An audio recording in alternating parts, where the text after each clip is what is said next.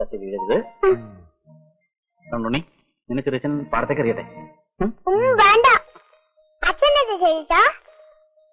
അച്ഛൻ അവിടെ.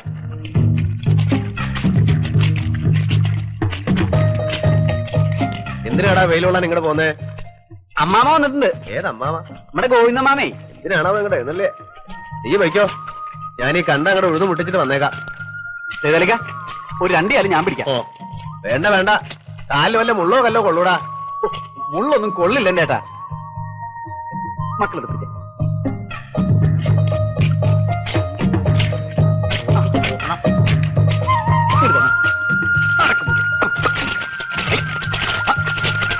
ഓടിയേ, നടക്കാനല്ലേ പറഞ്ഞോളൂ. നിക്കൂ. പറഞ്ഞാലും കേൾക്കില്ല.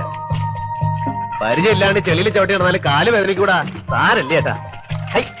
ഒന്ന് അനങ്ങി നടക്കണ്ടേ മൂരിയെ.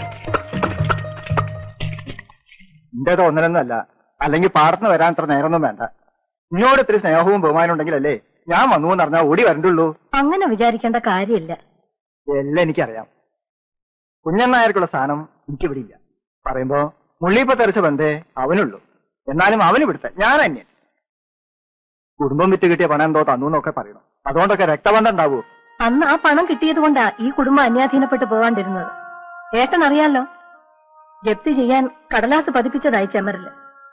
അന്ന് ഞാനും എന്റെ മോനും ഏട്ടന്റെ കാല് പിടിച്ചതാ. ഞാൻ ഉണ്ടായിട്ടും തരാണ്ടിരുന്നു എന്നാ നിങ്ങളുടെ വിചാരം? പുറമേന്ന് നോക്കുമ്പോ തോന്നും ഗോയിനാർക്ക് പണം പൂത്ത് കെട്ടിരിപ്പാണ്. ഒന്നുമല്ല, എന്റെ കാര്യം എനിക്കറിയാം. അപ്പോ കുഞ്ഞനായർ പണം തന്നത് സ്നേഹം കൊണ്ടാന്നാ കരുതിയേക്കണേ?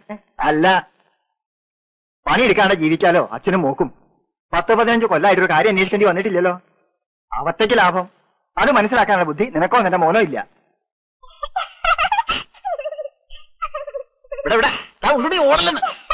ഇവിടെ വാടാ. ആ നാളെ കോടതിയിൽ നിൽക്കേണ്ടവനാ. കുട്ടിയോടെ കൂടെ ആ കളി. അവർക്ക് അവനെ ജീവനാ. എന്നെ വേണ്ട, ഒരു നിമിഷം അവന് സ്വൈര്യം കൊടുക്കില്ല.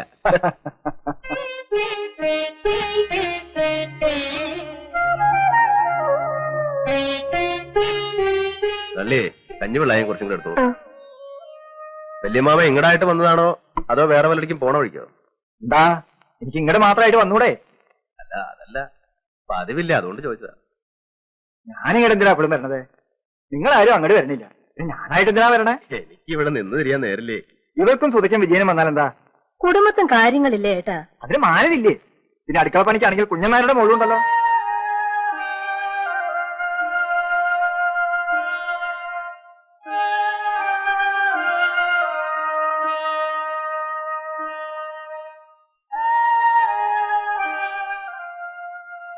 ഇവിടുത്തെ വേലക്കാരിയൊന്നും അല്ല. ആരായാലും എനിക്കൊരു വിരോധമില്ല. എത്ര മുറിച്ചാലും മുറിയാത്ത ആ രക്തബന്ധം, അത് മനസ്സിലാക്കിയാൽ മതി. വിജയം പഠിപ്പ് കഴിഞ്ഞ് വന്നു എന്നറിഞ്ഞു മുതൽ വരണം മരണം എന്റെ ഉള്ളിൽ തോന്നിയത് ആ രക്തബന്ധത്തിന്റെ ശക്തിയാണ്. പഠിപ്പ് കഴിയണതിന് മുമ്പ് ഉണ്ടായിരുന്നല്ലോ വിജയനും രാഘവനും രക്തബന്ധവും അല്ലേ? കുഴിച്ചിട്ടതൊന്നും മാന്തി നോക്കാനല്ല ഞാൻ വന്നത്. അവിടെ വീട്ടിലെ രാജീവനൊരു ആലോചന വന്നിട്ടുണ്ട്. ആലത്തൂര് മാണിക്കോത്തുന്ന സ്ഥല കുടുംബ വേണ്ട സ്വത്തുണ്ട്. പെൺകുട്ടിയും കാഴ്ചക്ക് തിരക്കേടില്ല. കുട്ടിയുടെ ആങ്ങനെ ഒരാളെ യമീര നല്ല നിലയാ. നമ്മുടെ പ്രിയയെ അയാൾക്കൊന്നും നോക്കാന്നാ പറയണേ. മാറ്റക്കല്യാണേ രാജീവന്റെയും പ്രിയയുടെയും കാര്യങ്ങളെ ഒരുമിച്ച് കഴിയൂലോ. ഓഹോ, നിശ്ചയിച്ചോ?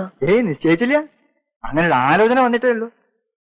ഞാൻ ആലോചിച്ചപ്പോ ഇവിടെ ഉണ്ടല്ലോ കല്യാണപ്രായമായ 2 ആളെ, സുധയും വിജയനും പ്രിയയും തമ്മില് നല്ല ചർച്ചയും തോന്നി. പുറത്തുനിന്നൊരു ബന്ധത്തിലും നല്ലതല്ലേ നമ്മുടെ കുടുംബം തന്നെ ഉണ്ടാവണത്. എന്താ നിന്റെ അഭിപ്രായം? മാറ്റക്കല്യാണം എനിക്ക് വലിയ താല്പര്യമില്ല. മാറ്റക്കല്യാണം പറഞ്ഞ എനിക്കും നിർബന്ധമൊന്നുമില്ല. വിജയനും പ്രിയയും തമ്മില് നല്ല പൊരുത്ത ജാതകവും ഞാൻ നോക്കി. ഓ, ജാതകവും നോക്കിയോ? പിന്നെ ഒരു ആലോചന ഉണ്ടാവുമ്പോ അത് നോക്കാണ്ട് പറ്റുമോ? നമ്മുടെ കുടുംബങ്ങൾ തമ്മില് അറ്റുപോയ കണ്ണി വിളക്കി ചെറുക്കും ചെയ്യാലോ. അതിനിപ്പോ ഒരു കല്യാണം തന്നെ വേണമെന്നില്ലല്ലോ വല്യമാമേ. ആലത്തൂര് മാണിക്കോത്തുകാര് കുടുംബക്കാരും പണക്കാരുമാ, അത് നടക്കട്ടെ. അവനോന് ചേർന്ന ബന്ധാ നല്ലത്. മേലേടത്ത് അച്ഛനാര് ചേറ്റയാ, മക്കളും അതെ. അഹങ്കാരം. ഇത്തിരി അഹങ്കാരം ഉണ്ടമ്മാമേ. എന്റെ അച്ഛൻ കേസ് നടത്തി തുറഞ്ഞ കുടുംബമായത്. മരിക്കുമ്പോ പുല്ലും പടയഞ്ചയും കയറിക്കിടന്ന കുറെ ഭൂമിയും മൂക്കോളം കടവും പൊട്ടിപ്പൊളിഞ്ഞ ഈ വീട് മാത്രമേ ഉണ്ടായിരുന്നുള്ളൂ. ഈ തള്ളയെ ഞങ്ങൾ 4 മക്കളും ഒരു നേരം നിറച്ചുണ്ണാനില്ലാണ്ട് കഴിഞ്ഞ കാലം ഉണ്ടായിട്ടുണ്ട്. അന്നൊന്നും രക്തബന്ധുക്കൾ ആരെയും ഞാൻ കണ്ടിട്ടില്ല. അവിടെ നീ കാണുന്നതൊക്കെ ഉണ്ടാക്കിയത് ഞാൻ തന്നെയാ. നിന്റെ ചോര നീരുമായി കാണുന്നതൊക്കെ ആ അഹങ്കാരമുണ്ട്, സത്യ.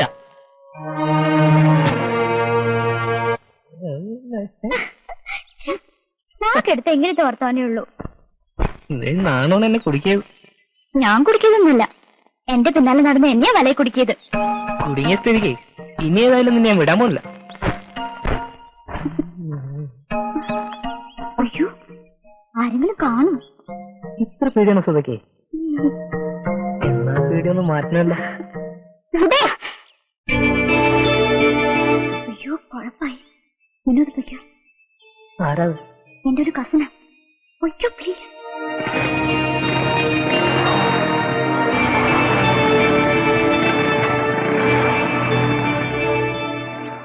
നീ ആരോട് സംസാരിച്ചോണ്ട് വന്നത്? എന്റെ ക്ലാസ്മേറ്റ് കുഞ്ഞേട്ടാ.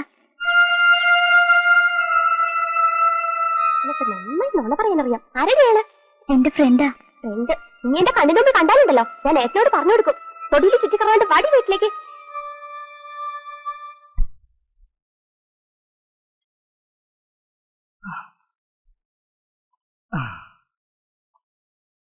എടി അമ്പികേ, ഈ മുണ്ടെടുത്ത് കുത്തിട്ടാടി. ഈ നാടകത്തിന്റെ ഒന്നും ആവശ്യമില്ല. നീ ഒന്ന് കുത്തിത്താടി.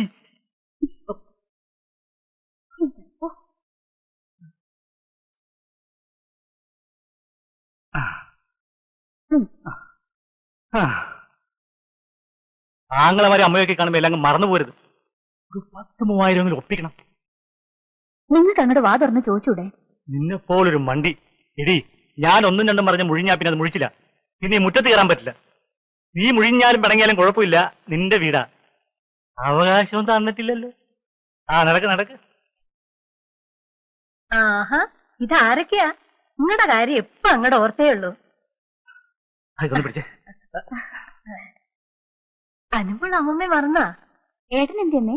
അവൻ ചന്തയ്ക്ക് പോയി. എന്ത് വിൽക്കാനാണമ്മേ? നാളികേരാ? ഇത്തിരി നാളികേരുണ്ട്, ഇത്തിരി പച്ചക്കറിയുണ്ട്.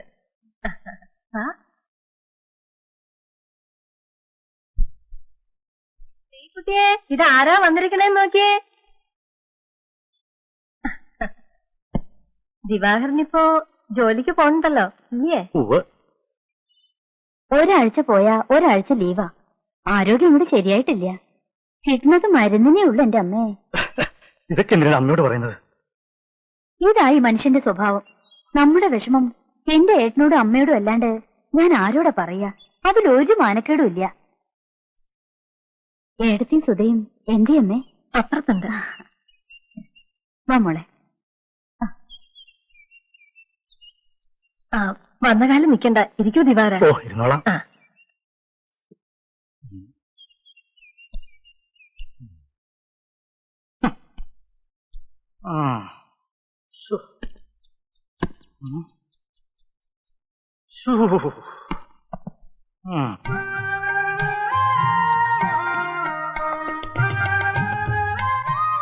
ആഹാ, നീയായിരുന്നു.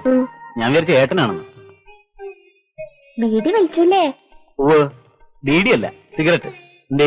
എനിക്കൊന്നുമില്ല. വലിച്ച ക്യാൻസർ വരും, അത് മറക്കണ്ട. ഓ, അതെനിക്കറിയില്ല. നിന്നോട് ആര് പറഞ്ഞു? വെറുതെ കളിയാക്കണ്ടാട്ടോ. എന്തൊക്കെ എടുക്കാനുള്ളതെന്ന് വെച്ചാ വേഗം എടുത്തിറങ്ങിക്കോ. ഈ മുറിക്ക് അവകാശികൾ എത്തിയിട്ടുണ്ട്. അമ്പയർത്തി വന്നോ? വന്നു. ഏട്ടനും കുട്ടികളും എല്ലാരും ഉണ്ട്. അപ്പൊ ഞാൻ ഇന്ന് തൊട്ട് കുഞ്ഞമ്മാമയുടെ കൂടെ. ഈ മുറിയുടെ അവകാശം തീരെ കിട്ടണമെങ്കിൽ കല്യാണം കഴിയണം.